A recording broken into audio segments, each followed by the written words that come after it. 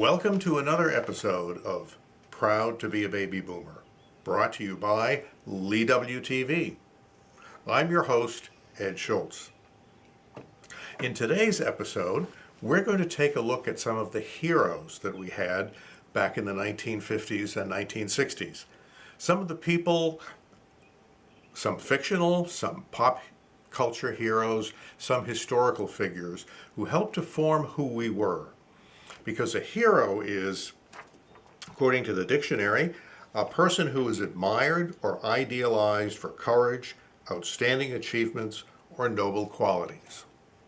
And we certainly had some of those iconic figures back in our day. We're going to take a look at first some pop culture heroes, then we're going to take a look at show business and sports, and then historical figures, true-to-life people who actually shaped us.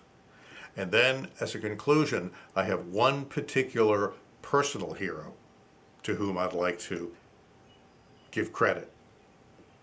We're going to begin with maybe one of the most, well, wait a minute, before I start that, let me say that most, not all, but most of the figures that I'm going to take a look at today are male. And the reason they're male is because, guess what? I'm male. So these are the people who influenced me in a lot of ways. As I was researching this episode, I discovered that there were not really a lot of female role models, positive female role models. At least I couldn't find them back in those days. If you know of some that I've missed, or even some male heroes that I've missed in this particular episode, and you'd like to see more about others, let me know in the comments section below. Write in your favorite heroes, people who influenced you and why they influenced you, and maybe we'll do another episode, a part 2, that will reflect some of your heroes. So let's begin with a very popular pop culture hero whom I'm sure everyone will recognize. The Adventures of Superman. Faster than a speeding bullet. More powerful than a locomotive. Able to leap tall buildings at a single bound.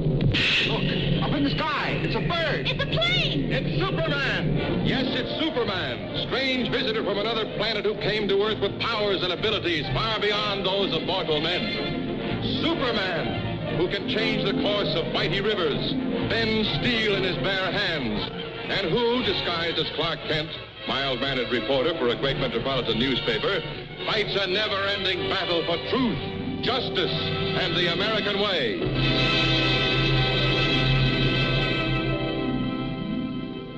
From 1952 to 1957, George Reeves played Superman. I was a big Superman fan. I read Superman comic books. I obviously watched the show all the time.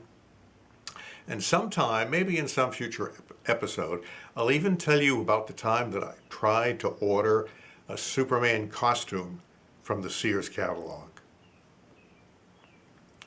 But in addition to Superman, from 1949 until 1957, this is another iconic hero that everyone will recognize.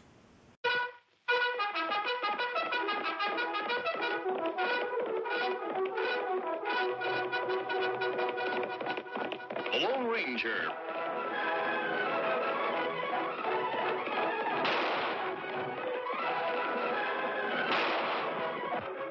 A horse with the speed of light, a cloud of dust, and a hearty hi-yo silver.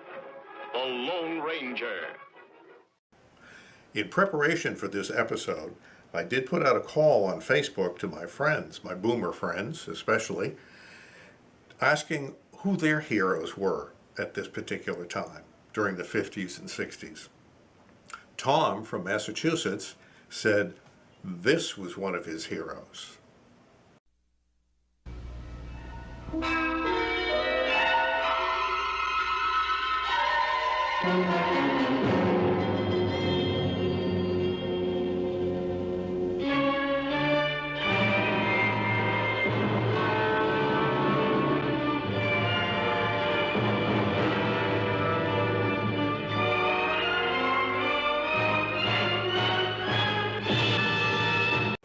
I have to admit that I'm with Tom. Mike Nelson was one of my heroes as well. I really wanted to be able to scuba dive just like him. Only thing was, I could only swim like a Mack truck. Anyway, speaking of television heroes, this next person is someone whom I admired tremendously. And I'll tell you why after we see who it is. Paladin, Paladin, where do you roam? Paladin, Paladin, far, far from home.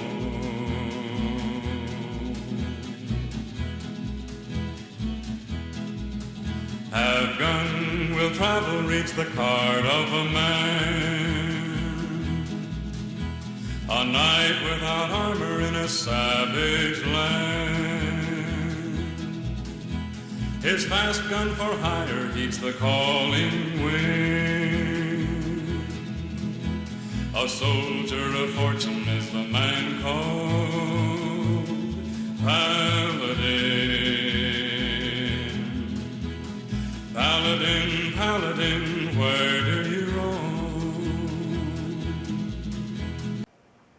One of the reasons that Paladin was such a hero for me was because he wasn't just some fancy gunslinger. He was a gentleman. He was someone who was refined, who had culture, who had education. He only used a gun when he absolutely had to.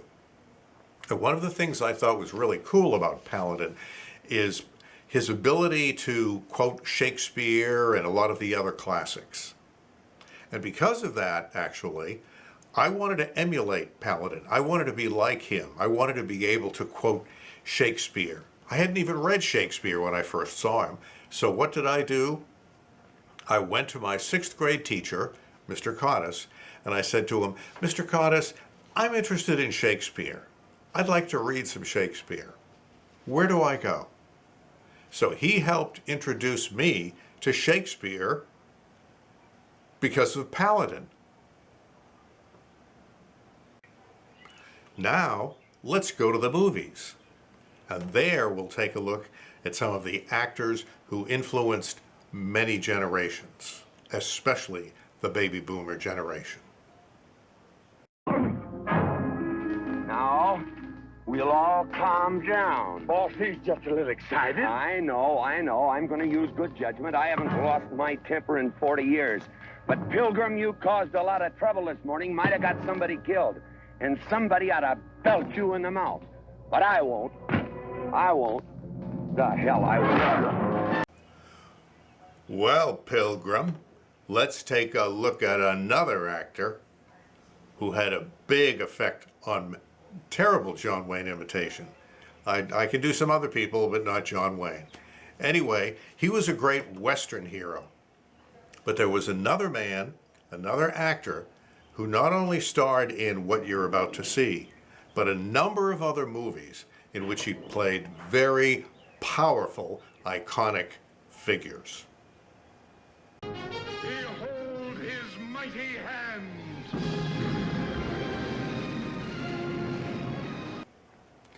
Charlton Heston, of course, went on to play Ben-Hur. He was also in Planet of the Apes, many Western movies. So he was a character who really was somebody that we looked up to, a strong male figure. But what about the girls? What about the girls in our baby boomer generation? What movie stars did they have that they could look at as role models and heroines? How about this one? You know, a sense of being loved and needed and wanted. That's a very interesting point of view. Oh, do you feel the breeze from the subway? Isn't it delicious? While Marilyn Monroe, in her own right, was really a good actress, it's unfortunate that a lot of the role models that women had to look at, or girls had to look at then, were women who played ditzy blondes, airheads. What kind of heroines are they? Well, fortunately, there was a sharp contrast to the Marilyn Monroe, Jane Mansfield type. And this is one woman.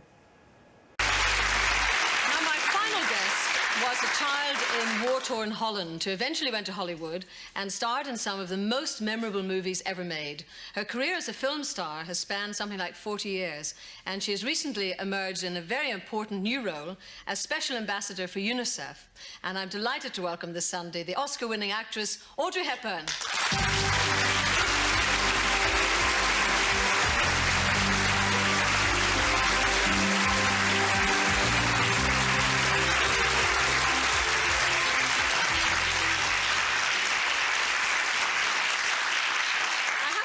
Straight away, it's quite amazing, you know, from the 50s and 60s and all those films, you have hardly changed. You haven't gained an ounce. Listen, now what can I say? And you know, when I look back on that period, at a time when Marilyn Monroe had made curves the fashion, you know, you really sort of did away with bosoms and curves all on your own. Not really. They're still around. I just wasn't blessed with them, but, you know, I made it to this lovely interview. Nevertheless, years later, in spite of the fact that I had no curves. At that time, though, was there anything you especially wanted to change? Did you want to look any different? Oh, yes. I mean, always as a child and then and even now, except now I sort of relax, you know, I sort of accepted myself the way I am. But of course, I wanted to have more shape and I don't want to be as tall as I was, especially as I wanted to be a dancer. And a little bit later on, there was another actress who, for many years, was a good role model for young women.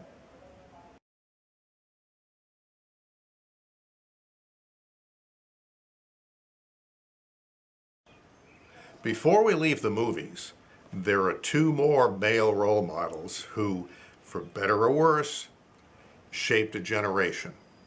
Let's take a look at them. I admire your luck, Mr. Bond. James Bond. Go ahead. Make my day. Before we leave pop culture, let's take a look at two more heroes, both of them brought to us by Walt Disney. The first one premiered in 1955 on Disneyland and had a tremendous impact on the baby boomer generation.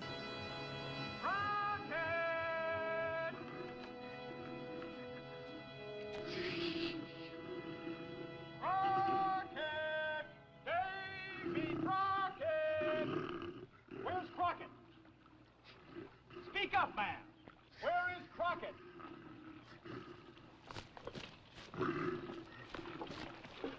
Where is he? What's he doing in there? Shh. What's he doing? Experimenting.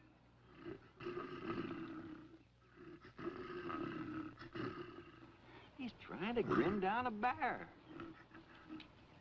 Grin down a... You backwoods buffoons think the rest of us will believe anything, don't you? Crockett! Crockett, can't you hear me? Come out of there, man! I've got a message! You sure spoiled things good. Now I gotta do it the old-fashioned way. Good old Davy Crockett. I think probably every kid in America wanted to have one of those Davy Crockett coonskin caps. Now, I didn't have one myself. Well, actually, in a way, I did. My mother didn't want to spend the money to pay for a Davy Crockett coonskin cap. So what did she do? She did one of the things that she always used to tell me to do: improvise. She had an old cloth coat that had a mink collar. She took the mink collar off the coat and sewed up for me a Davy Crockett hat. So I was the only kid in the neighborhood who had a mink Davy Crockett hat. Now, unfortunately, I don't have any photos of myself wearing my mink Davy Crockett hat, but here's a picture of me wearing my Davy Crockett shirt with the plastic fringe. On October 10th, 1957, this hero came onto the TV screen, again brought to us by Disney.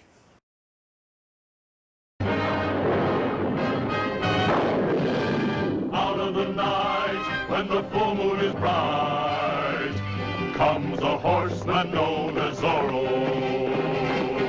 This bold renegade carves a Z with his blade, a Z that stands for Zorro. I thought Zorro was so fantastic, and Guy Williams did an absolutely perfect job in that particular role. Since that time, of course, there have been many other generations of Zorro characters, but to me, Guy Williams is Zorro. I even had a plastic Zorro hat and a plastic Zorro sword. And in the dead of night, I would run out into my backyard wearing the hat, carrying the sword, and also wearing a black cape that my mother had made for me from an old black satin skirt. I'd race out into the backyard in the dark where nobody could see me, and I would fight off all kinds of bad guys. So much for you, Commandante. Now let's leave popular culture and get on to some of the historic figures during the 50s and 60s that really shaped a generation. One of the first historical figures who was a hero of mine was Dwight David Eisenhower, President Eisenhower. Ike. We like Ike. And I think that one of the reasons that he became a symbol for me of this wonderful country in which we live is because almost every afternoon when I would watch the Big Brother Bob Emery show on WBZ-TV, Channel 4 in Boston, one of the things that Big Brother would do is to have us all get a glass of milk and do a toast to the president. He would have a picture of President Eisenhower on the wall. They would play Hail to the Chief in the background as we toasted him. A toast to the president.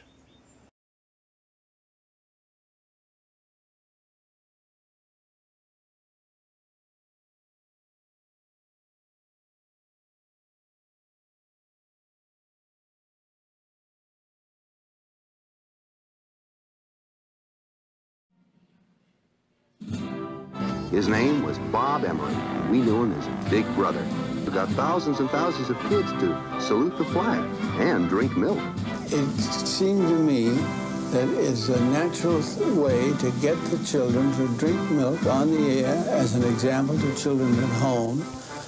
And how to do it? A toast to the president. So I had a picture of each president as they came along, and I drank a lot of milk. They drank a lot of milk.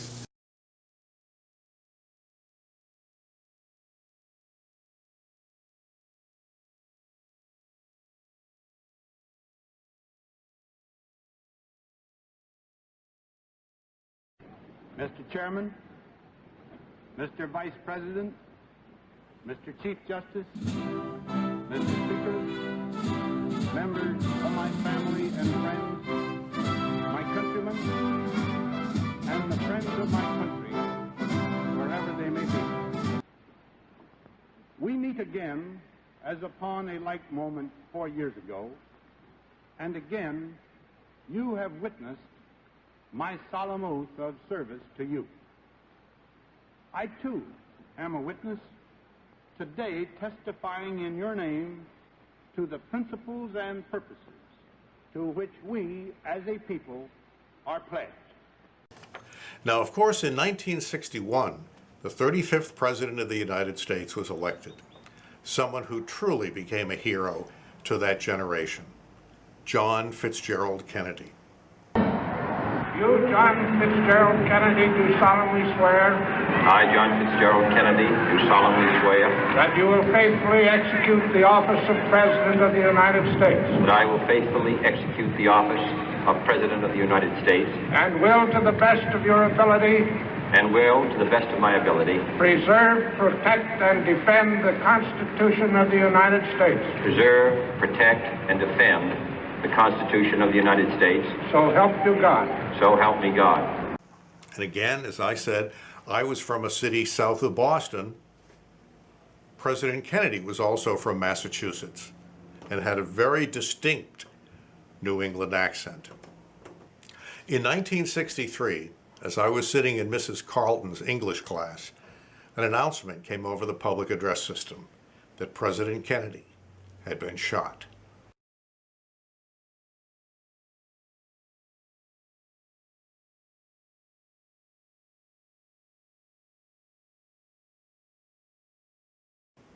I remember very clearly that Mrs. Carlton, after hearing the news and seeing the reaction of the class, we were all stunned, shocked, didn't know what to say.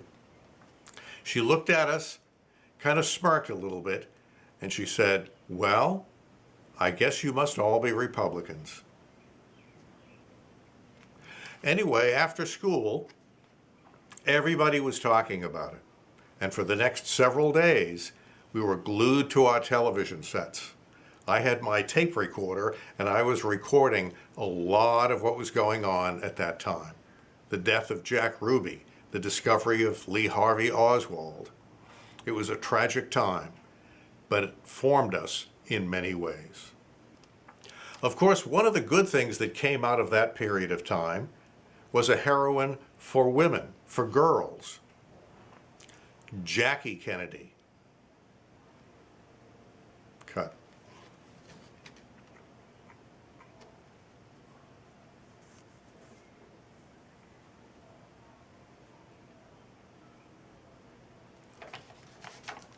One, two, three. Not long after that, in the 1960s, there was another man who rose to fame, who became an icon for many, many people, trying to heal something that had been going on in our country for many, many years. Cut.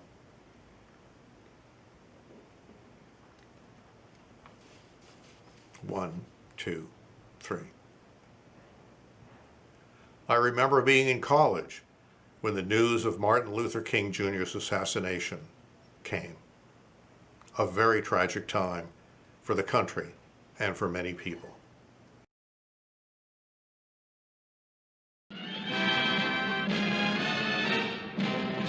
Inauguration Day, 1961.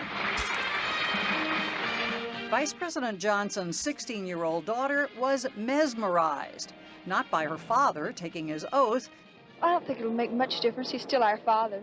but by the new First Lady.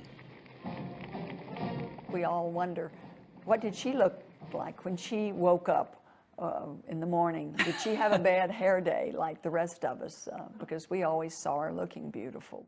But this is a really nice picture. Isn't that nice? Yeah. More important, says Linda Bird Johnson-Robb, behind the scenes, she also was kind, becoming a friend to an awkward teenager. Mrs. Kennedy was looking at me and thinking, my children are going to grow up in this environment. Here is somebody who has been doing it since she was born and somehow has survived. She was only 31 when she and President Kennedy came into office. And she was about as stark a contrast to her predecessor, Mamie Eisenhower, as one could imagine, says University of Virginia historian Barbara Perry. She was the third youngest First Lady and had these two beguiling children. I rather love this fall. The way she spoke was different in her breathy voice. Dolly Madison managed to save it. The first time many Americans heard that distinctive voice was during her 1962 tour of the White House, showcasing its restoration. Now let's talk sports for a minute. Now, as a kid, with Little League being popular and all that sort of stuff, I was a little bit of a baseball fan. And of course, I grew up in a small town south of Boston, Massachusetts. So guess who I used to root for? So my first and foremost hero, sports hero at least, was Ted Williams. Another one of my sports heroes, well, in a sense he was a hero, was another Red Sox player by the name of Jimmy Pearsall. Tell you a story about Jimmy Pearsall. One day, when I was pretty young, my mother and I were shopping for food in a grocery store, and Jimmy Pearsall was there promoting Eclipse coffee syrup that you mixed with milk. If you bought a bottle of Eclipse syrup, you'd get an autographed 8x10 glossy photo of Jimmy Pearsall. Well, my mother didn't think that I would, just like with Ovaltine, I mentioned in another episode, my mother didn't think that I would like Eclipse syrup. So she said, I'm not going to buy the syrup. I wasn't going to get a picture of Jimmy Pearsall. So I think I started to cry. This Jimmy Pearsall is standing there with the pictures and the Eclipse syrup, and he sees this little kid crying, and he said to my mother something like, I don't remember this exactly, but something like, come on, lady, give the kid a break. And my mother softened up. She bought the Eclipse syrup. I got my 8x10 glossy photo autographed by Jimmy Pearsall, and I had that for years and years and years. Did I drink the Eclipse syrup? Yes, actually I did. I thought it was pretty good. Of course, one of the other big sports, well, baseball figures that everyone recognized at that time was this guy.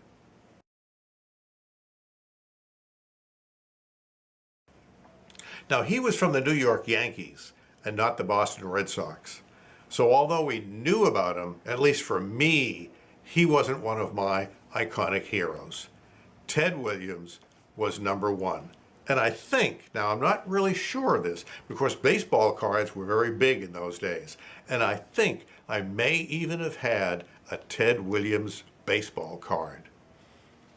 Probably worth a fortune today. Before we end this episode, I'd just like to remind you that if there are heroes or heroines of yours that I missed, please, in the comments section below, tell me who they are, and maybe we can make another part 2 of Baby Boomer Heroes. Now, the last hero that I'd like to discuss today is someone who is a personal hero to me. Some of you out there who are followers of mine will probably remember this person. But to me, he was a real hero.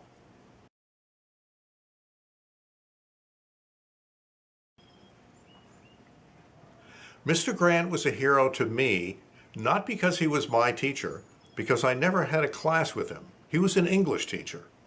But as I said, I never had a class with him. However, I was very interested in public speaking at that time. So was Mr. Grant. In fact, I think at one point he had taught public speaking. He took an interest in me, and he encouraged me, gave me opportunities to express myself and to use my talents as a public speaker. And that encouragement went on for many years. In fact, many, many years later, after I had graduated from high school, in fact, probably only about 5 or 6 years ago, when I began to get into acting on a regular basis, on a sort of semi-professional basis, I was going to my very first audition. This was an audition for a commercial. I sat out in the parking lot getting myself psyched up for this audition. And what did I do? I got out my cell phone and I called Mr. Grant, who by that time, as you can imagine, was quite advanced in age. But he was the first person that I thought of somebody who could help give me a little bit more support just before I went into what for me was an historic moment. I spoke for about 5 minutes on the phone with Mr. Grant, and he was the same as I had remembered him, encouraging, supportive. He was the kind of person that I really admired. Now, unfortunately, I didn't get the role, but that wasn't so important to me. What was important was that this man, whom I admired, was still supporting me. Thank you very much for watching. I hope that you enjoyed this episode of Proud to be a Baby Boomer. And if you have ideas for future episodes, what about the baby boomer generation would you like to have me explore? Again, in the comments section below, please let me know. Bye for now.